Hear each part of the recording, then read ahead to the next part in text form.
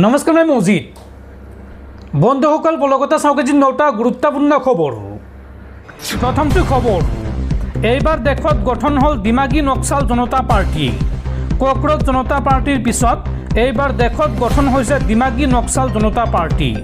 প্ৰধানমন্ত্ৰী নৰেন্দ্ৰ মোদীয়ে স্বাধীনতা দিৱসৰ ভাষণত উল্লেখ কৰিছিল দিমাগী নক্সালৰ কথা, আৰু তাৰ পাছতে ছ'চিয়েল মিডিয়া এক্সত দিমাগী নক্সাল জনতা পাৰ্টিৰ একাউণ্টটোত লিখা হৈছে, যদি সকলো দিমাগী নক্সাল একত্ৰিত হয় তেন্তে কি হ'ব।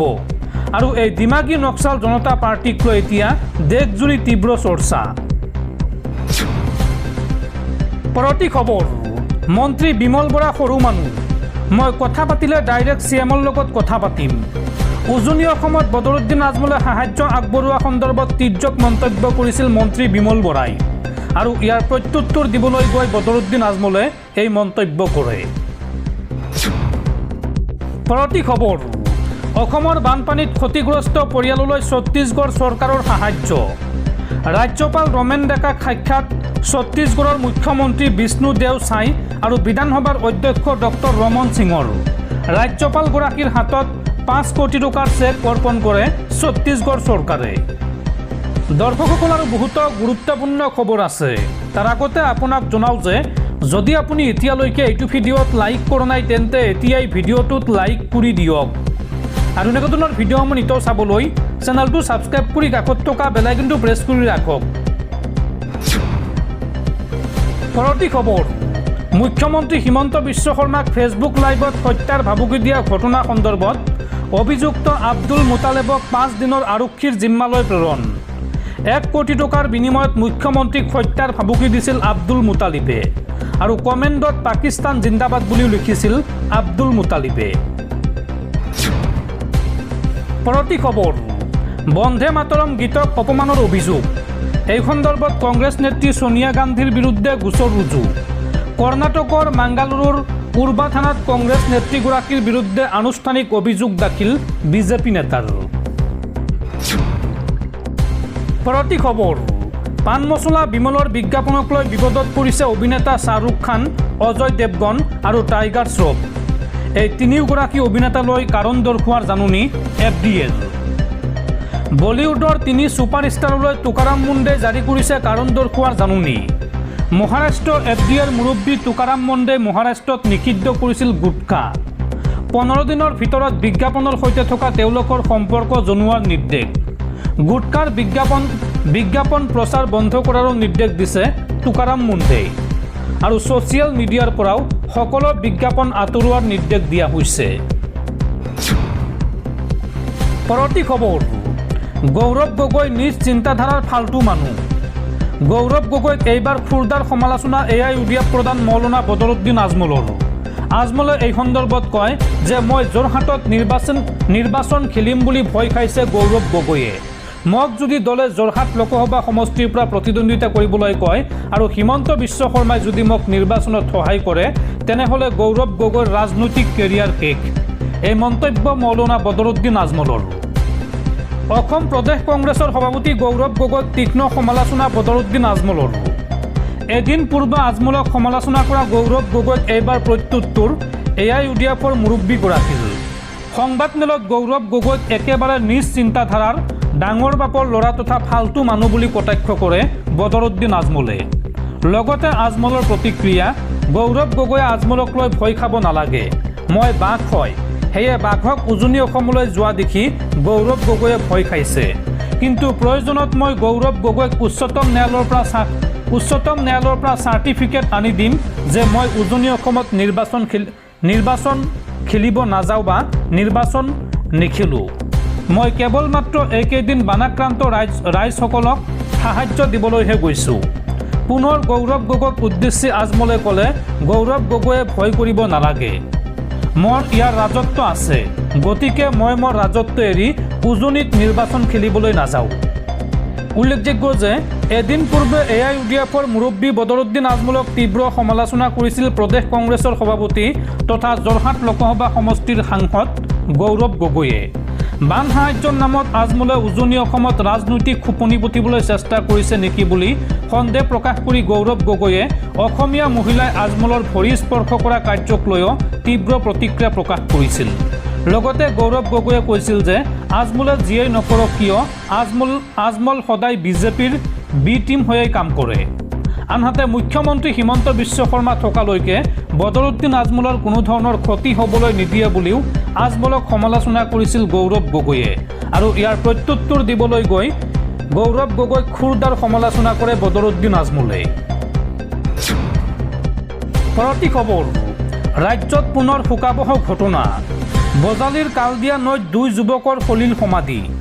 নদীত গা ধুবলৈ গৈ সন্ধানহীন হৈছিল 2 যুৱক। উৎকট গৰমৰ বাবে নদীত নামিছিল এই 2 যুৱক আৰু নদীৰ পৰা উদ্ধাৰ হয় এই 2 যুৱকৰ মৃতদেহ।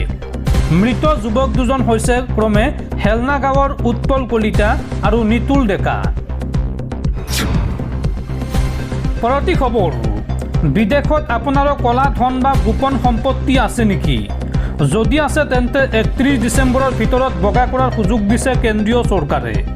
এই সন্দৰ্ভত foreign assets of small tax payer disclosure scheme rules 2026 আঁচনিৰ অধিসূচনা জাৰি কৰিছে কেন্দ্ৰীয় চৰকাৰে। কেন্দ্ৰীয় প্ৰত্যক্ষ কৰ বৰ্ডে দেশৰ ক্ষুদ্ৰ কৰদাতাসকলৰ বাবে এক বিশেষ সুযোগ প্ৰদান কৰি foreign assets of small tax payers disclosure scheme rules 2026 আঁচনিৰ অধিসূচনা জাৰি কৰিছে। এই আঁচনিৰ অধীনত বিদেশত থকা অলিখিত বা গোপন সম্পত্তি আৰু কলা ধনৰ খতিয়ান দি আইনী শাস্তি আৰু জৰিমনাৰ পৰা হাত সাৰিব পৰা যাব। 16 আগষ্ট 2026 দেওবাৰৰ পৰা আৰম্ভ হোৱা এই বিশেষ সুবিধা অহা 31 ডিচেম্বৰ 2026 পৰ্যন্ত মুকলি থাকিব বুলি সদৰি কৰিছে কেন্দ্ৰীয় চৰকাৰে। কেন্দ্ৰীয় চৰকাৰে চলিত বৰ্ষৰ বাজেটতে এই আঁচনিৰ কথা ঘোষণা কৰিছিল। সেই মৰ্মে আয়কৰ বিভাগে এই নিয়মসমূহ কাৰ্যকৰী কৰি তুলিছে। সাধাৰণতে বিদেশত থকা গোপন সম্পত্তিৰ তথ্য লুকুৱালে ব্লেক মানি এক্টৰ অধীনত কঠোৰ শাস্তি আৰু মোটা অংকৰ জৰিমনা বিহা হয়। কিন্তু যিসকল ক্ষুদ্ৰ কৰদাতাই অজ্ঞতাবশত বা ভুলবশতঃ পূৰ্বৰ আয়কৰ ৰিটাৰ্ণ ITRত এই তথ্য উল্লেখ কৰিবলৈ পাহৰি গৈছিল, তেওঁলোকক আইনী মেৰপেচৰ পৰা ৰক্ষা পাবলৈ চৰকাৰে এককালীন সুযোগ দিছে। পৰৱৰ্তী খবৰ, দিমাগী নক্সাল কোন? এই কথা স্পষ্ট কৰিলে কেন্দ্ৰীয় মন্ত্ৰী কিৰেণ ৰিজিজুৱে। প্ৰধানমন্ত্ৰীয়ে বিৰোধী নেতাক দিমাগী নক্সাল আখ্যা দিয়া নাই। মাওবাদীৰ সমৰ্থক আৰু ভাৰতীয় সংবিধানক নাকচ কৰাসকল দিমাগী নক্সাল। বিচ্ছিন্নতাবাদীৰ পক্ষত থিয় দিয়া লোক 370 অনুচ্ছেদৰ সমৰ্থকসকল দিমাগী নক্সাল। ভাৰতৰ পৰা উত্তৰ পূবক পৃথক কৰিবলৈ চিকেন নেক কটাৰ কথা কোৱাসকল দিমাগী নক্সাল। দিমাগী নক্সালক লৈ এই মন্তব্য কেন্দ্ৰীয় মন্ত্ৰী কিৰেণ ৰিজিজুৰ। পৰৱৰ্তী খবৰ, পশ্চিমবংগ বিধানসভাৰ প্ৰাক্তন উপাধ্যক্ষ তথা TMCৰ 5 বাৰৰ বিধায়ক আশিস বেনাৰ্জীৰ আত্মহত্যা। ঘৰৰ ভিতৰত উদ্ধাৰ হৈছে বেনাৰ্জীৰ নিথৰ দেহ। মৃতদেহৰ কাষত এটি টোকাও এৰি থৈ গৈছে বেনাৰ্জীয়ে। উল্লেখযোগ্য যে 2026 বিধানসভা নিৰ্বাচনত আশিস বেনাৰ্জী বিজেপিৰ হাতত পৰাস্ত হৈছিল। পৰৱৰ্তী খবৰ, আগষ্ট মাহৰ শেষৰ ফালে জাৰি হ'ব নগাঁও লোকসভা সমষ্টিৰ উপ নিৰ্বাচনৰ অধিসূচনা। এই ঘোষণা ৰাজ্যিক বিজেপিৰ সভাপতি দিলীপ শইকীয়াৰ। পৰৱৰ্তী খবৰ, পুনৰ ৰাষ্ট্ৰপতি হোৱাৰ মন ডনাল্ড ট্ৰাম্পৰ। সাংবিধানিক বাধা থকাৰ পাছতো ট্ৰাম্প 2028 পোষ্টৰে তৃতীয়বাৰৰ বাবে ৰাষ্ট্ৰপতি হোৱাক লৈ চৰ্চা বৃদ্ধি পাইছে। মাৰ্কিন ৰাষ্ট্ৰপতি ডনাল্ড ট্ৰাম্পে নিজৰ ছ'চিয়েল মিডিয়া প্লেটফৰ্ম ট্ৰুথ ছ'চিয়েলত ট্ৰাম্প 2028 লিখা এটা টুপি পৰিধান কৰা এখন ফটো শ্বেয়াৰ কৰি পুনৰ তৃতীয়বাৰৰ বাবে ৰাষ্ট্ৰপতি পদত প্ৰতিদ্বন্দ্বিতা কৰাৰ চৰ্চা তীব্ৰতৰ কৰি তুলিছে। কলা বগা ফটোখনৰ সৈতে তেওঁ আমি জয়ী হ'ম বুলিও এটা কেপশ্যন সংলগ্ন কৰে। যদিও এয়া কোনো আনুষ্ঠানিক নিৰ্বাচনী ঘোষণা নহয়, তথাপিও এই পোষ্টটোৱে ৰাজনৈতিক মহল আৰু তেওঁৰ সমৰ্থকসকলৰ মাজত ব্যাপক কৌতূহলৰ সৃষ্টি কৰিছে।